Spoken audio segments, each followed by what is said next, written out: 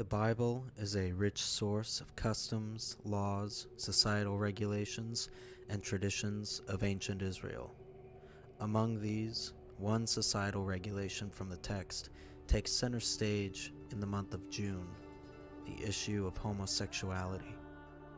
But what if I told you that the Bible never outrightly addresses homosexuality as we know it today? Most would say, what? No, look, it's right here. Leviticus 18:22, or Corinthians 6:9, or Romans 1:27, among other verses. It is important to note that while yes, these famous clobber passages do in fact condemn male-on-male intercourse, this is part of a larger historical narrative about sexual morals in ancient Israel and the neighboring countries and societies.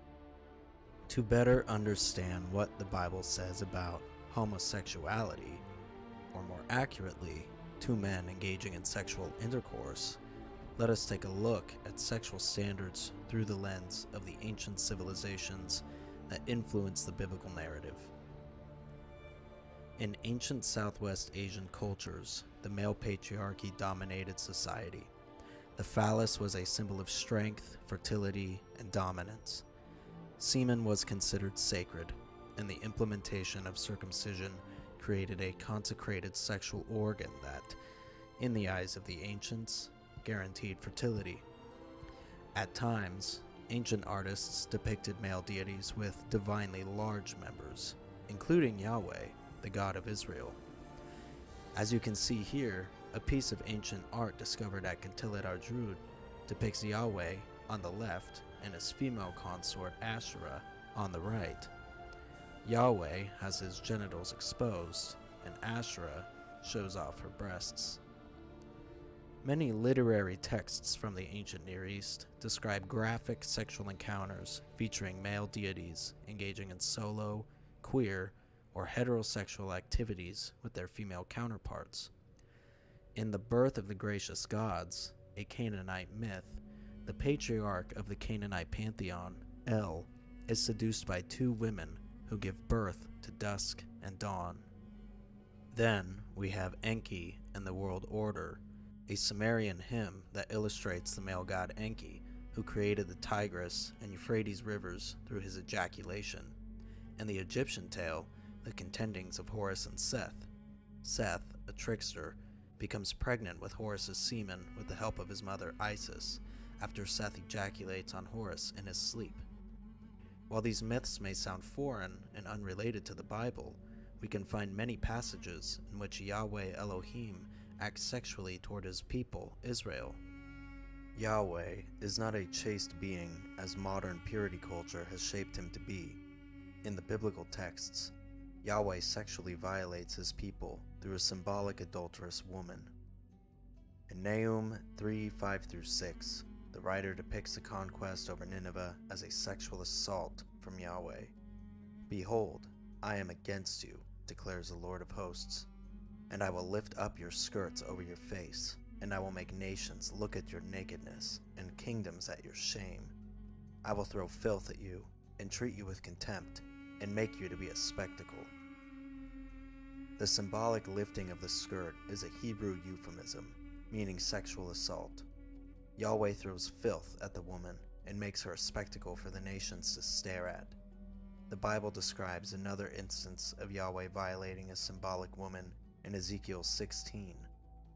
Yahweh raises her as a child and cares for her. When she comes of age, Yahweh covers her with his cloak, another Hebrew euphemism for sex. The writer describes the wife of Yahweh as a whore for fornicating with other nations. Yahweh is filled with jealous rage and invites a gang assault of a sexual nature against her. Ezekiel 16:37-39 reads, Therefore, behold, I will gather all your lovers with whom you took pleasure, all those you loved and all those you hated. I will gather them against you from every side, and will uncover your nakedness to them, that they may see all your nakedness. And I will judge you as women who commit adultery and shed blood are judged, and bring upon you the blood of wrath and jealousy. And I will give you into their hands, and they shall throw down your vaulted chamber, and break down your lofty places. They shall strip you of your clothes, and take your beautiful jewels, and leave you naked and bare. There is yet another account of Yahweh violating two sisters later in Ezekiel. Towards the beginning of the Hebrew Bible, you can also find laws regarding sexual assault, according to Leviticus and Deuteronomy, both for free women and enslaved women, where a man can redeem himself.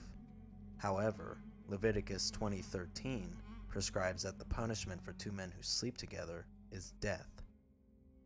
While it is true that some cases of male-on-male sex acts could be non-consensual, it does not make a distinction of punishments between wanted sex and unwanted sex.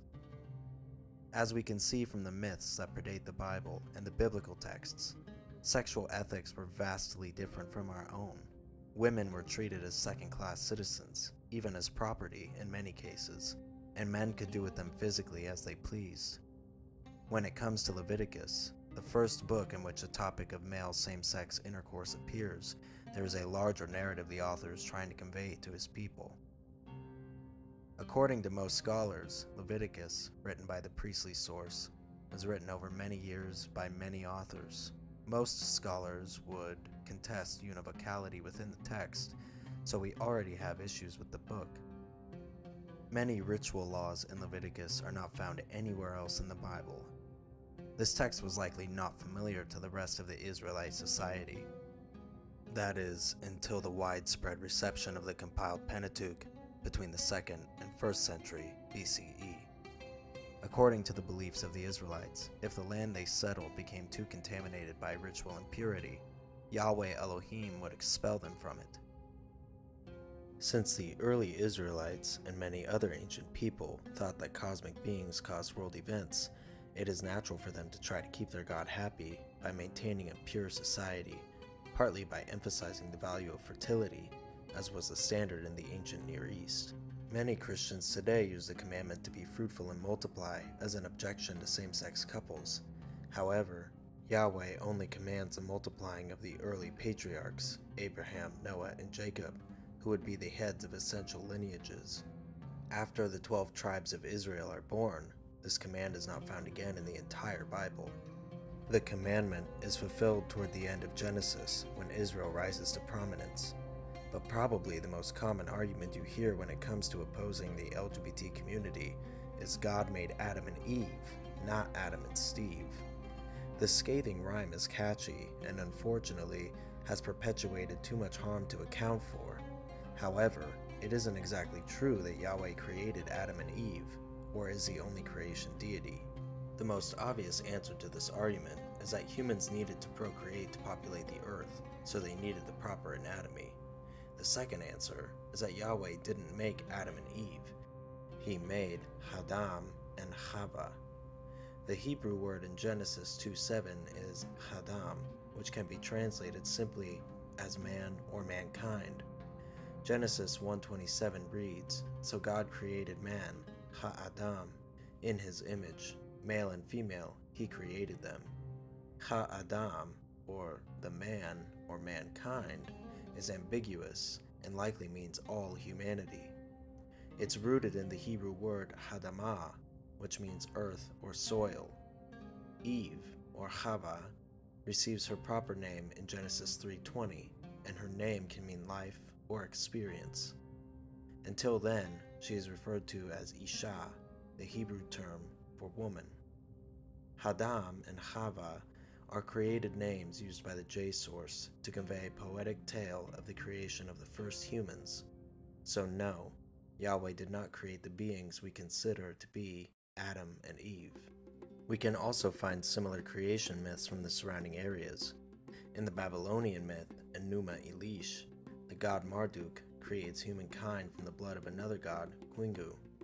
Then, we have the Sumerian myth, Atrahasis, where, to keep heavenly peace between the lesser and dominant gods, the deities create humans with the blood of the god Awilu by mixing it with dirt. Sound familiar? We can also examine a medieval Jewish myth regarding Adam and his first wife, Lilith. In the alphabet of Ben Sira lies a story about Adam and Lilith's argument due to Lilith wanting to be on top during sex, considering they were equals. Thinking he should take the dominant role, Adam would not allow it, and Lilith fled. Yahweh then threatens that if she flees, 100 of her children will die every day. The story ends with Lilith becoming a demon, a legend that persists in Jewish culture today. In ancient times, and even in some ultra-conservative communities today, women were always to take the bottom role. Most Christians and secular people in the modern world are not so strict on positions in the bedroom anymore.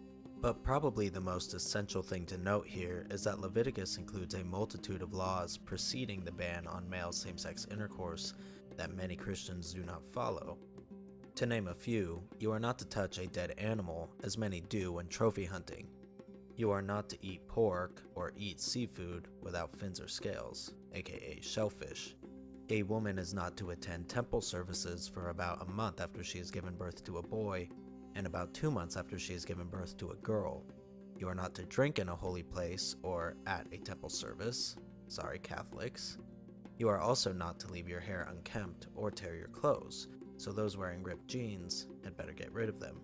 The key to understanding these laws is that the sources who wrote Leviticus had the belief that Yahweh would expel the Israelites from the land he had promised to the descendants of Abraham after the Exodus from Egypt, as it explains in Leviticus 18:24 through 25. Do not make yourselves unclean by any of these things, for by all these the nations I am driving out before you have become unclean. And the land became unclean, so that I punished its iniquity, and the land vomited out its inhabitants. These commandments therefore did not apply to the rest of the world, but only to the people of Israel, who were colonizing the new land by Yahweh's decree. You might still wonder what this has to do with the New Testament. First, let's look at Paul's writings. Many Christians use Paul's letters, such as Romans 1:26 through 27, against the LGBT community. The truth is that Paul indeed condemned homosexuality, but Paul was also from a Jewish background, where male same-sex intercourse was forbidden. Even more interesting, though, is that Paul was celibate and believed everyone else should be as well. This time, Paul's ideas applied to the entire world because Paul was proselytizing to the surrounding nations. Paul thought the return of Jesus was imminent. Everyone needed to focus on the coming Messiah, so there was no time for relationships. Paul also believed that women should not speak in church, according to 1 Corinthians 14:34. Paul also forbids women from praying without their heads covered in 1 Corinthians 11:13, and men from having long hair in 11:14. Paul encouraged enslaved people to obey their masters in Ephesians 6:5, and in 1 Corinthians 7, Paul encourages his fellow believers to refrain from sex. He discourages marriage entirely if you are single, since Jesus is soon to return. Paul's writings predate our earliest written gospel, Mark, by 10 to 20 years.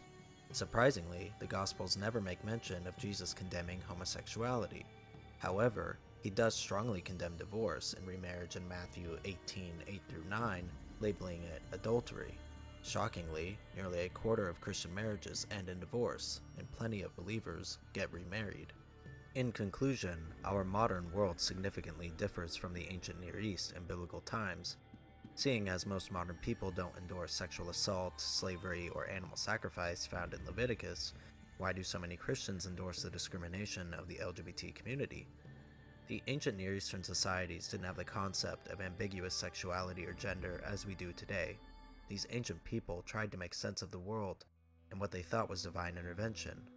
Thankfully, with the adoption of modern science and psychology, the consensus strongly suggests that homosexuality is not a choice. So no, the Bible does not condemn our modern concept of homosexuality, as such concepts did not exist in the ancient world. Let's keep letting society progress, as it should, and always has. Thank you for watching. If you enjoyed this video, please like and subscribe for more content. Happy Pride Month!